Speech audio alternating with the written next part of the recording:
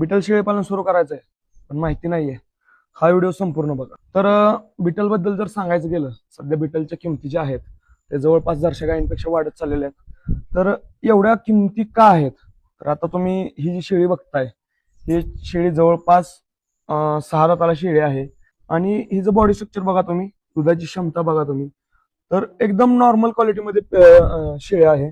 आणि ह्या शेळीचं जर सांगायचं गेलं तर कानाची लेंथ पण नॉर्मल क्वालिटीमध्ये, तरी पण ही व्यायला झाल्यानंतर शेळी जवळपास 5 किलो ते 6 किलोच्या दरम्यान पिल्लू टाकते एक. तर किमती का वाढत चालल्यात बिटलच्या सध्या? तर यांचं पिल्ल देण्याची क्षमता असू द्या, त्याच्यानंतर दुधाची क्षमता असू द्या.